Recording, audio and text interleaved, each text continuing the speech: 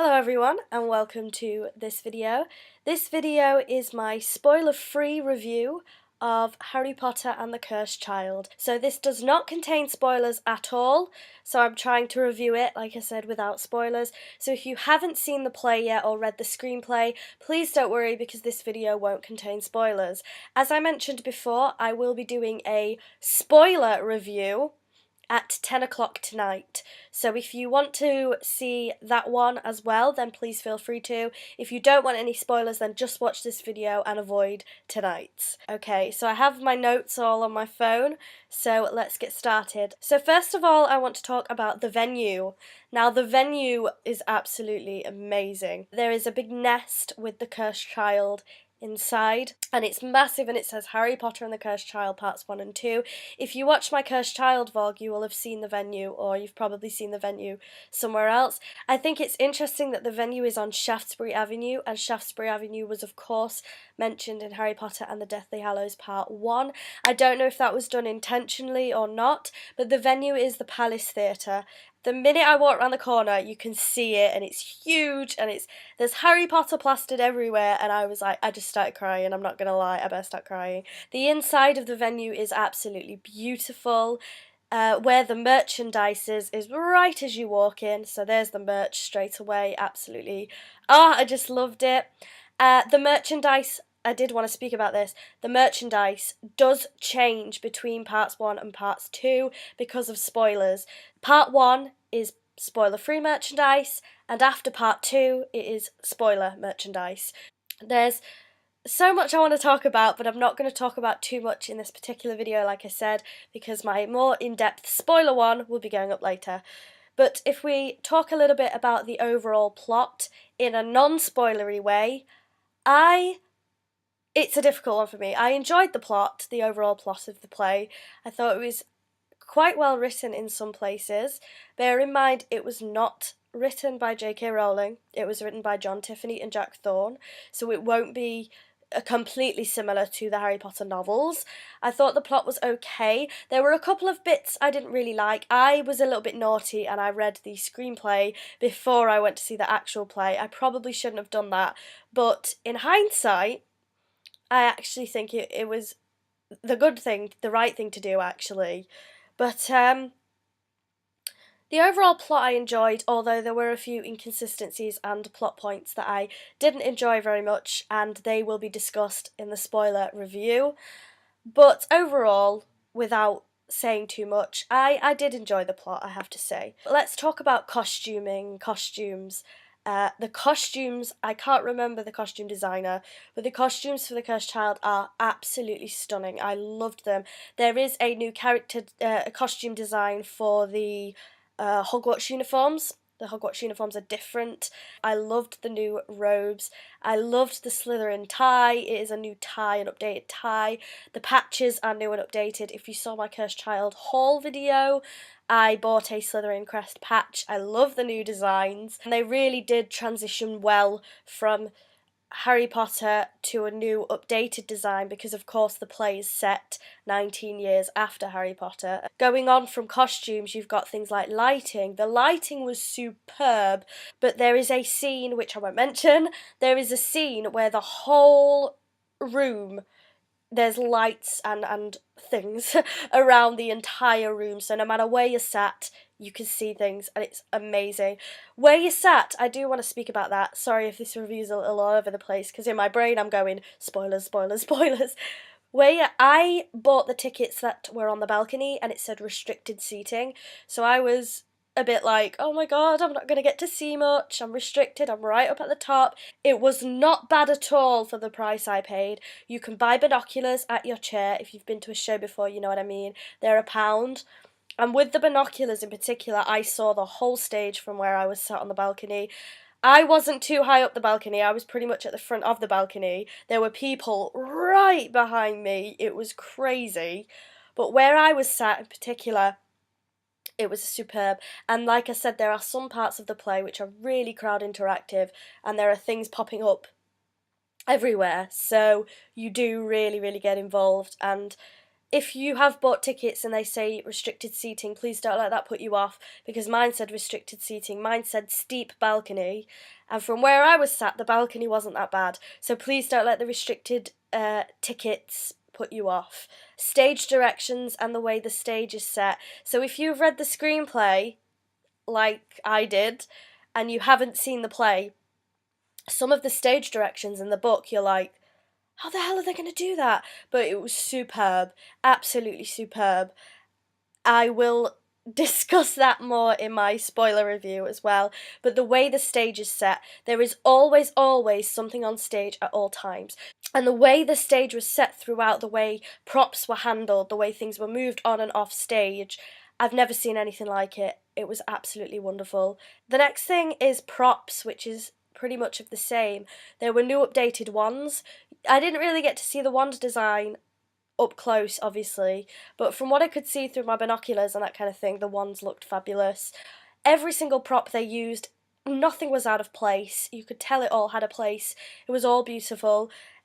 Everything was just stunning. This isn't a spoiler, so I can tell you there are moving staircases in the play, and there is a lot of, like, I didn't understand how the magic would work, because it's Harry Potter, so there is, of course, magic. And I thought, how on earth are they going to do this on stage? Oh my god, it blew my mind. There were certain scenes, again, I won't say, where magic was used. I can tell you that Polyjuice Potion was used at one point, and flu powder is used a lot. And you think, how the hell are you going to do that? How are you going to do all this transportation? I can't remember if apparition is used, but it's all this kind of stuff, and you're thinking, how are you going to flu powder down a staircase, down a fireplace, sorry? How are you going to disapparate into a phone booth or whatever it is? How are you going to transform a character into another character like that? Some stuff, I still have no idea how they did it, but the magic was outstanding. It really, really was, and it's just beautiful. And again, I don't want to say it too much, but I will explore this more in my spoiler review. And the last thing I want to say in this particular review is characters. I will talk a little bit about the characters without going too spoilery and too in-depth. It was lovely to see characters that we know and that we love. So Harry, Hermione, Ron. I will also be doing, let me just say, I'll be doing my spoiler review later, but in a couple of days I'm going to be doing an in-depth character analysis of pretty much every single character that features in The Cursed Child, so that will be very, very in-depth. But it was lovely to see, you know, who have I said? Ginny, Draco, McGonagall is in it, some of the characters that you get to see from the Harry Potter novels that I don't want to say here because they are minor spoilers. But it was lovely to see the characters that we've all grown up with and the characters that we've come to love. It was wonderful to see them come to life as older people, for a start, as adults. And I thought the casting for this play was spot on. I really, really do. Jamie Parker as Harry was absolutely brilliant. I do have a few problems with Harry's character in this play, but I will talk about those in the spoiler vlog. But Jamie Parker playing Harry was superb. We have Paul Thornley, I don't know if I say that right, who played Ron. He was superb. I actually got to meet him. Such a lovely guy, he really is. Noma as Hermione. That woman has gone through so much criticism because of her skin colour for playing Hermione. Well, I'm sorry, I don't care. I don't care, to be honest. It doesn't matter what she looks like. I think she played Hermione really well. Again, I do have my little flaws with Hermione's character. I think some things were a little bit exaggerated, shall we say. I'll discuss that. But overall, I think Noma did a superb job as Hermione. Poppy Miller as Ginny Weasley, fantastic. Alex Price as Draco Malfoy, fantastic. Everyone in this play, every actor was amazing. And then we talk about the characters we don't really know, the characters we haven't seen before. So Albus Potter. I was going to say Albus Dumbledore. Albus Potter, great, absolutely amazing. Scorpius Malfoy, Everybody who's seen this play loves him, and I am part of the camp. I am part of the Scorpius camp. Yes, I loved him. He was so different from what I read in the books. I had the picture in my head when I read the Cursed Child screenplay, and he was so different, but it was a good different. It was amazing. I loved Scorpius. I will talk more about Scorpius in a future video. I loved him. We have Rose Weasley. Not a spoiler, to be honest, but she didn't really have a lot to do, if I'm being honest. But again, the actress that played her was fabulous. I thought this play was absolutely wonderful. Feel very lucky that I got to experience it, because I don't think I'll get to experience it again, really, because it goes in 2018 to Broadway in America. I'm hoping they release a DVD for people that haven't been able to see it, and for me personally, I would watch that thing like every week. So I'm hoping they release a DVD of the play. And I quickly want to mention here, right now, there's been a rumour going around that Cursed Child will be made into a film. This is not the case in time of this video. I mean, it might change in the future, but right now, this is not the case. J.K. Rowling has said there are absolutely no plans to make it into a film. I don't think it will suit a film. I don't think a film would be right for the media for this kind of thing.